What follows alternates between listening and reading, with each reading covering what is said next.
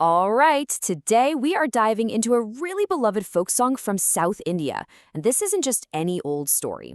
It's this timeless tale about a gentle cow, a very hungry tiger, and a promise so powerful it might just change the laws of nature itself. So let's just jump right in with a pretty big question. What promise is actually worth dying for? I mean, that's a heavy one, right? But it's the question that sits at the absolute heart of the ancient tale we're about to get into.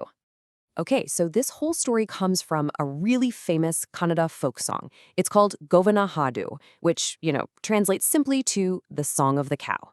And our story starts exactly where you think it would, in this really peaceful world with our very gentle main character. So picture this. We're in the lush green pastures of Karnataka, down in South India. It's a totally idyllic scene. You've got a herder, his name's Kalinga, and he's just peacefully looking after his cattle.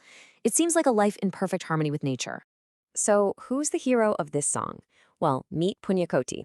And let me tell you, she is not just any cow.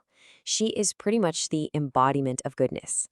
The song describes her as having this calm, gentle nature. They call it a Soumya Subhava. And she lives this pure, righteous existence, which is known as a sattvic life. But more than anything, above all else, she's a mother. And she is just completely devoted to her little calf. But you know how these folk tales go. Peace rarely lasts, right? And soon enough, a shadow falls over this perfect little world. This is what brings us to the story's central conflict, a fateful and kind of terrifying encounter in the forest. So Punyakoti is out grazing, and she kind of wanders a little too far, gets separated from the rest of the herd.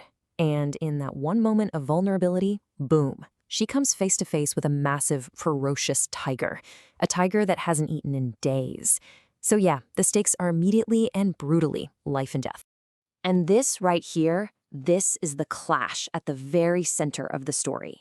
On one side, you have Punyakoti. She's all about gentleness, duty, peace. And on the other, you've got the tiger. Pure ferocity, instinct, and just raw power. It's like two opposing forces of nature are about to collide.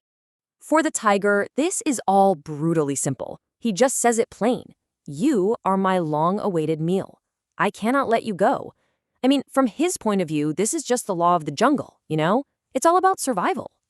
But this is where the story takes a really remarkable turn, because Punyakoti brings something new to the table, an idea that's actually stronger than the law of the jungle. This is the moment a simple promise becomes a sacred vow, a vow of truth. See, instead of just begging for her life, Punyakoti makes this incredibly solemn plea. And her first thought isn't for herself, it's for her calf. She says, "My hungry calf is waiting for me. Just let me feed him one last time. I swear on the truth, I will return." And this isn't some trick. This is a sacred oath. Now, to really get the sheer weight of her promise, we have to talk about this concept of satya. In Sanskrit, this word means so much more than just truth. It's like a cosmic principle of righteousness.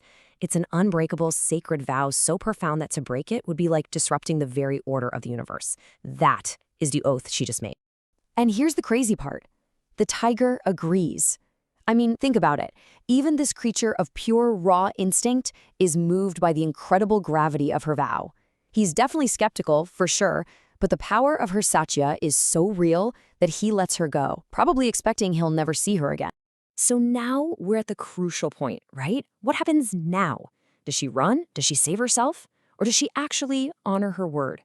This brings us right to the climax of the story, the unwavering promise, and its really profound moral. And Punyakoti, well, she is absolutely true to her vow. She rushes back to her calf for one final heartbreaking farewell. She feeds him one last time, gives him some loving advice, and then, with her duty as a mother fulfilled, she does the unthinkable. Without a moment's hesitation, she turns around and walks straight back into that dark forest to face her fate. Just imagine that scene. The tiger is there, waiting, and he sees her coming back. He must be completely astonished. This act of pure, unshakable integrity is so far beyond anything he understands about the world that he's just stunned into total silence. And this is the moment of transformation. The tiger is just overcome. He's filled with emotion. And he says, "To kill someone as truthful as you, that's the greatest of sins. I can't eat you." In that one instant, he recognizes a power that is so much greater than his own hunger. He just has to admit it. Your truth has defeated me. So what does he do? Well, in a final, shocking act, a kind of penance for his own violent nature, the tiger decides to end his own life. He would rather do that than commit the sin of destroying something so pure and so true. And that brings us to the really powerful moral of this song, this idea of absolute integrity, which in Kannada is called pramanakate. It's presented like a force of nature. It's the living embodiment of satya, a power so huge that it can literally transform the most savage heart and completely rewrite the rules of life and death. So this ancient song leaves us with a question that honestly feels more relevant today than ever. In a world that seems to be built on compromise, what's the value of an absolute, unbreakable truth? Something to think about. Thanks for tuning in.